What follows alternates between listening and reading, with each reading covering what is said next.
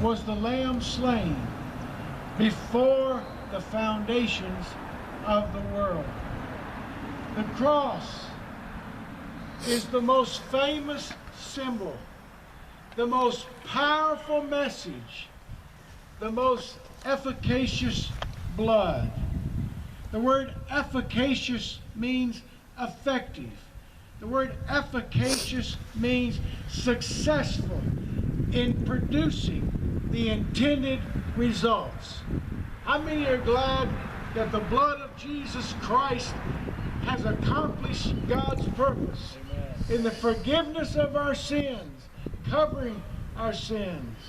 For over 2,000 years, the cross has served as the symbol of Christianity.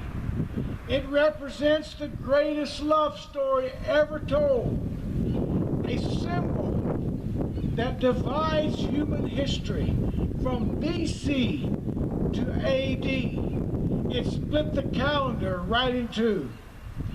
A symbol of hope, of liberty, a symbol of forgiveness, God's love and power. In John 3:16, the most familiar verse perhaps in the Bible, for God so loved the world that he gave his only begotten Son, that whosoever believed in him should not perish but have everlasting life. Paul says in 1 Corinthians 1:18, for the preaching of the cross is to them that perish foolishness. Some translations say folly. But unto us which are saved, it is the power of God. Somebody say amen. In Colossians chapter 1 verse 20, having made peace through the blood of the cross. If there's anybody you need to make peace with, and that is God. Having made peace through the blood of the cross. C.M. Ward, who was a national speaker on radio for 20 plus years, he had a listening audience of 22 million people. A great preacher made this statement: Jesus occupies an uncontestable niche in all of history. No one else comes close. His efficacious blood atones for our sins, past, present, and future. 1 John 1:7. But if we walk in the light, as he is the light, we have fellowship one with another, and the blood of Jesus Christ cleanses us from all sin and unrighteousness. Somebody say amen. Amen. His efficacious blood, thank God, removes all condemnation. In Hebrews chapter 9 verse 14, how much more shall the blood of Christ purge, purify your conscience? And in Romans 8:1, there is therefore now no condemnation to those which are in Christ Jesus.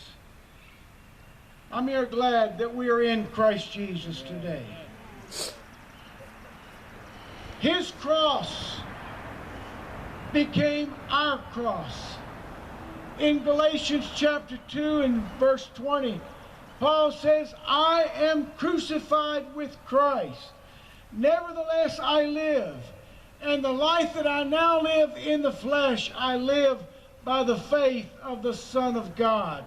One translation put it this way in Knox translation.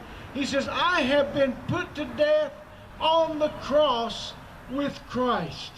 I am crucified with Christ.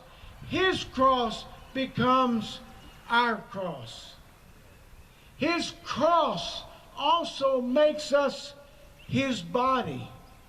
In 1 Corinthians chapter 12 in verse 13. For by one Spirit are we baptized into one body, and that is the body of regeneration, the baptism of regeneration. In Ephesians chapter 2, verse 16, that he might reconcile both Jew and Gentile unto God in one body, the church, by the cross. So his cross becomes my cross. His cross becomes your cross. His cross makes us one body. We are today, on this Palm Sunday, we are the body of Christ because of the cross. Now look at this. In 1 Corinthians 2:16, his mind becomes our mind. For who hath known the mind of the Lord? For who hath known?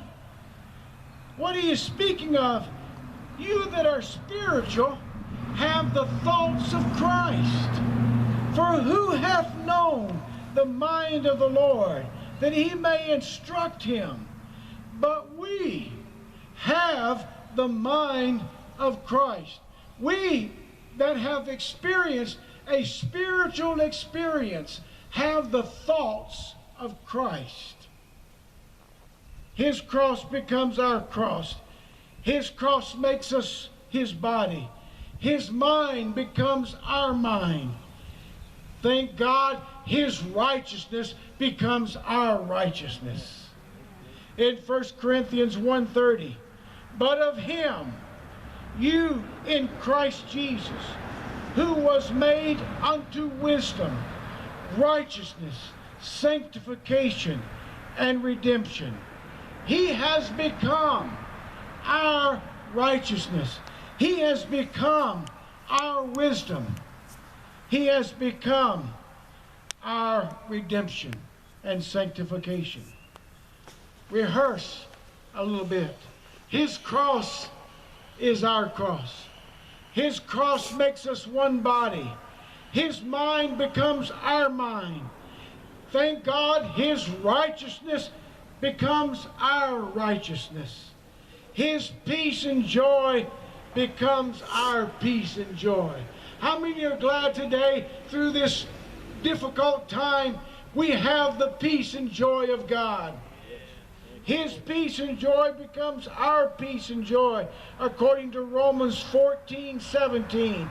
The kingdom of God is not meat nor drink, but a peace and joy in the Holy Ghost. Don't let this time that we're going through take away your joy. Don't let this time we're going through take away your peace. Because of the cross, his peace becomes our peace, and because of the cross, his joy becomes our joy. And last but not least, his victory becomes our victory. I said his victory becomes our victory. In 1 Corinthians 15, verse 57, but thanks be unto God, which gives us the victory through our Lord Jesus Christ. Amen. We have victory today. Even in the most difficult times, his victory becomes your victory. Amen. In Moffat's translation, I have it a little bit large on the ending of our message. In Moffat's translation of verse 57, it says it this way. I love it. Victory is ours. He made it ours by the Lord Jesus Christ. In other words, God said, victory is yours and ours because he made it ours by the Lord Jesus Christ. And listen, that victory is good for anything, and it's good for everything. Let's rejoice on this Palm Sunday that his cross becomes our cross. His cross makes us one body. His mind becomes our mind. His righteousness is our righteousness. His peace and joy is our peace and joy. And His victory is our victory. And everybody said, Amen. Praise the Lord.